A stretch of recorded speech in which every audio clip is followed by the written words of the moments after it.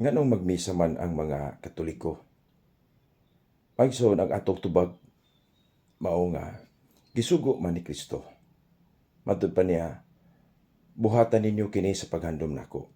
Ang iyang gibuhat didto sa katapusang panihapon nga mao kini ang porma sa santos nga misa. Lucas 22:19. Ug ang mga apostoles mismo gituman nila. Matud pa matag-adlaw sila naminaw sa pulong sa Ginoo, nagwali ug nagpikas-pikas sa pan, breaking of bread. This breaking of bread is the Holy Mass.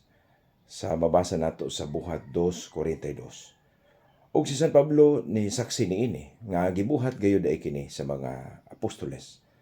Sa 1 Corinto 11:23 ngadto sa 26 nga naghimo sila ug gi-recall ni San Pablo ang pulong sa Ginoo, do this in memory of me.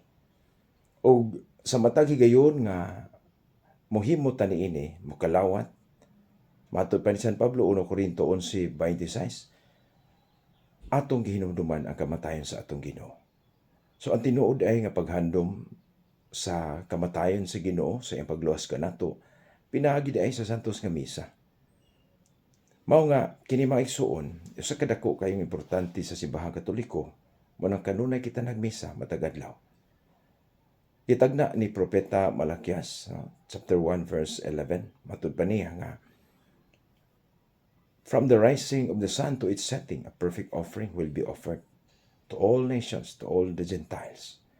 Sumatod pa sa mga komentarista nga kining gitawag og pure offering, kining hingpit nga halad, walay lain kundi ang halad ni Kristo nga gihalad niya sa makausa dito sa krus Kalbaryo apan gi-perpetuate kini in remembrance of Him. Kay matud pa niya, do this in memory of me.